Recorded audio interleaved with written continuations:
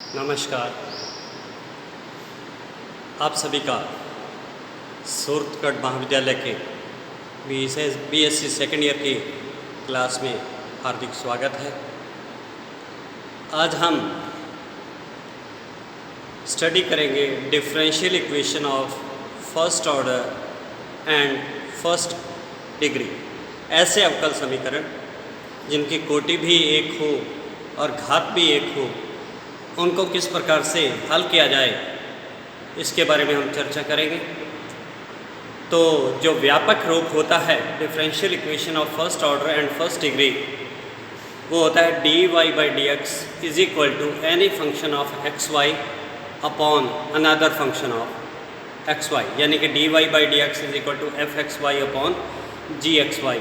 या इस इक्वेशन को हम इस प्रकार से भी लिख सकते हैं कि m d x plus n d y is equal to zero. यहाँ एम और एन एक्स वाई के फलन हो सकते हैं, अकेले एक्स के भी हो सकते हैं, अकेले वाई के भी हो सकते हैं, अक्षर भी हो सकते हैं, लेकिन एक्स वाई दोनों के भी फलन हो सकते हैं। तो इस प्रकार के इक्वेशंस को सॉल्व करने के लिए सबसे जो पहला मेथड है उसे हम कहते हैं वेरिएबल सेपरेबल फॉर्म, पृथक चर विधि। तो पृथक चर विधि में क्या होता है कि जो हमारी इक्वेशन है m d x plus n d y is equal to zero, इसमें एक्स वेरिएबल वाले जो टर्म्स हैं उनको एक साथ और वाई वेरिएबल वाले टर्म्स को एक साथ एडजस्ट करते हैं, यानी कि इक्वेशन जो फर्स्ट है m d x plus n d y is equal to zero, उसे हम लिखते हैं कि एफ एक्स डी एक्स का integration plus integration of g y d y is equal to zero, और इसका समाकलन कर देते हैं। समाकलन करने के बाद जो हल आता है वही हमारा दी गई डिफरेंशियल इक्वेशन का हल होता है। तो इसे हम एक न्यूमेरिकल की हेल्प से समझेंगे। मैं पहले एग्जांपल लेता हूँ कि sec square x tan y d y plus sec square y tan x d x is equal to zero को हमें हल करना है। यहाँ देखिए, तो m की जगह पर आपके पास क्या है, m d x plus n d y is equal to zero के साथ कंपेयर कीजिए। तो dx का कॉफिशेंट m यानी कि sec square y tan x और dy का coefficient n sec square x tan y. तो जो मैंने कहा था कि m और n बाई वेरिएट फंक्शंस हो सकते हैं, तो इसमें सबसे पहले वेरिएबल सेपरेबल के प्रोसेस के अकॉर्डिंग y वाले टर्म्स dy के साथ और x वाले टर्म्स dx के साथ हम एडजस्ट करेंगे, यानी कि जो दी गई डिफरेंशियल इक्वेशन है उसे हम लिख सकते हैं tan y upon sec square y d y plus tan x upon sec square x d x is equal to zero. अब देखिए यहाँ पर क्या है कि आप इंटीग्रेशन जानते हैं कि इसमें जो ये टर्म्स हैं इसको हम साइन वाई और कॉस वाई में चेंज कर सकते हैं। टेन वाई को लिखा है हमने sine y upon cos y और sec square y one upon cos square y. तो ये जो इक्वेशन थी वो बन गई आपके पास sine y cos y d y plus sine x cos x d x. अब हम इनको समाकलन करते हैं। तो समाकलन करने के लिए आप इंटीग्रेशन का एक रिज़ल्ट होता है हमारे पास कि अगर आपके पास integration of f dash x f x d x हो तो उसे हम क्या लिख सकते हैं, एफ एक्स का स्क्वायर अपॉन टू। तो अब आपके पास था यहाँ पर sine y cos y d y. अगर हम साइन वाई को टी रखें तो कॉस वाई उसका डिफ्रेंशिएशन करें तो क्या आ जाता है, cos y d y which is equal to d t. तो टी डी टी का इंटीग्रेशन क्या होता है, टी स्क्वायर बाई टू। तो इस प्रकार से sine y cos y d y का इंटीग्रेशन हो गया आपके पास sine square y by two. इसी प्रकार से प्लस और sine x cos x d x वाले टर्म का integration sine square x by two is equal to constant of integration. दो एलसीएम ले लिया तो आपके पास बना sine square y plus sine square x is equal to two into constant, two भी कॉन्स्टेंट सी भी कॉन्स्टेंट, तो इसे हमने नया नाम दे दिया C1। तो इस प्रकार से ये हमारी दी गई अवकल समीकरण का हल आ गया। एक और एग्जांपल देखिए, हमारी एग्जांपल है तीन e raise to power x tan y d x plus one minus e raise to power x into sec square y d y is equal to zero. तो ये इक्वेशन भी हमारी उसी फॉर्म में है m d x plus n d y is equal to zero. तो इसे solve करने के लिए फिर से वही प्रोसेस, एक्स वाली टर्म्स एक साथ और वाई वाली टर्म्स दूसरी तरफ इकट्ठा करते हैं। तो यानी कि पूरी इक्वेशन को मैं क्या कर रहा हूँ, one minus e raise to power x into tan y से डिवाइड कर देता हूँ। तो जब इसे हम डिवाइड करते हैं तो आपके पास इक्वेशन बन गई तीन e raise to power x upon one minus e raise to power x d x plus sec square y tan y d y is equal to 0। तो इसमें अगर पहली टर्म देखें तो 1 minus e raise to power x को अगर हम z रखें तो उसका डिफ्रेंशिएशन 1 का 0, e की पावर x का e की पावर x dx क्या हो गया dz। तो इसे हमारी इक्वेशन क्या बनी -3 dz upon z plus sec square y upon tan y d y is equal to 0।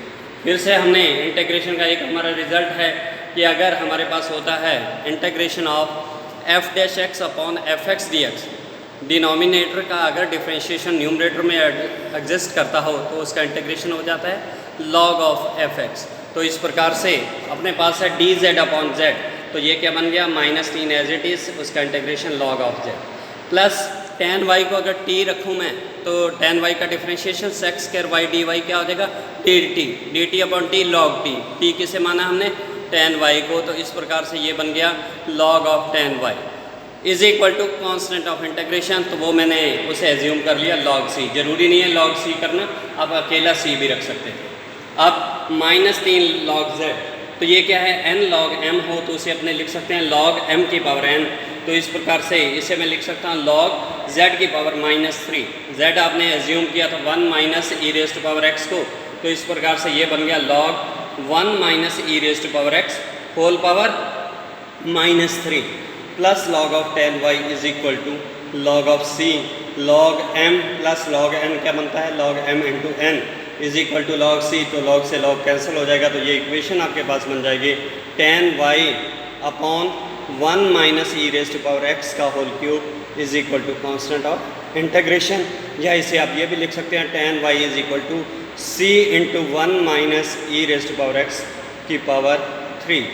तो इस प्रकार से इस अगर आपके पास इक्वेशन आपको दे रखी है m d x plus n d y is equal to 0, तो पहली चीज़ मैंने आपको बताई है कि आपने x वाली टर्म्स को एक साथ करते हुए और y वाली टर्म्स को दूसरी तरफ करते हुए इंटीग्रेट कर देना है, और इसी मेथड को हम कहते हैं वेरिएबल सेपरेबल मेथड। दूसरा मेथड है कि अगर हमारे पास ऐसा करना संभव ना हो, वेरिएबल्स को सेपरेट ना कर पाए, यानी कि x और y के टर्म्स को अगर आप अलग अलग नहीं कर सकते, तो उन इक्वेशंस को हम कहते हैं equations reducible two variable separable method by substitution.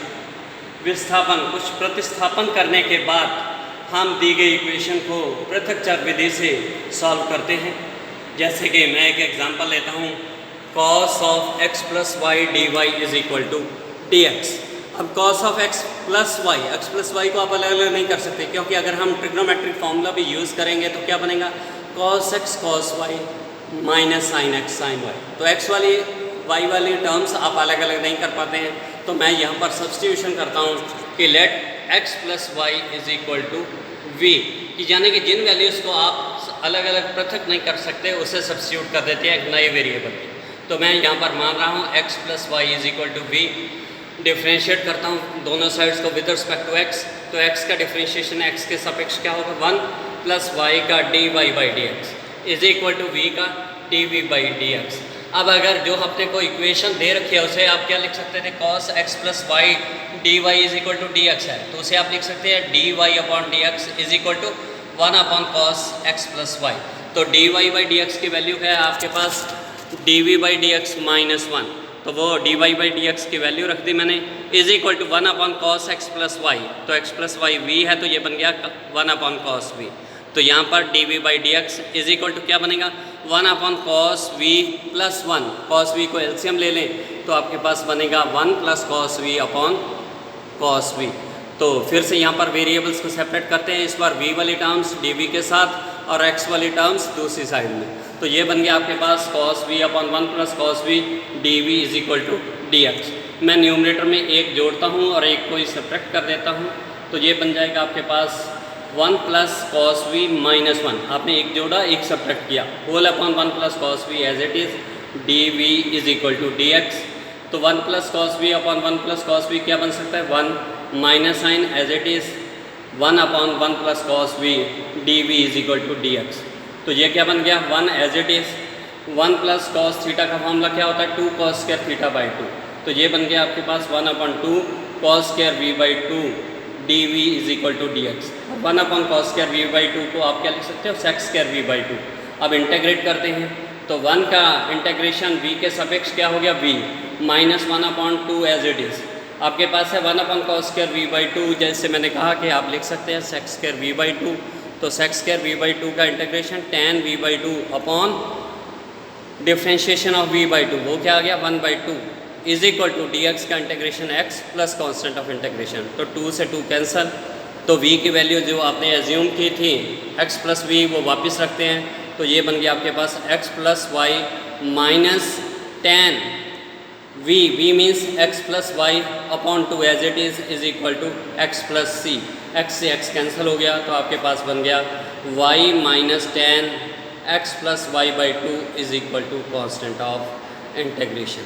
तो इस प्रकार से अगर हमारे पास first order and first degree की इक्वेशन है तो उसे सॉल्व करने के लिए सबसे पहला मेथड वेरिएबल सेपरेबल मेथड, और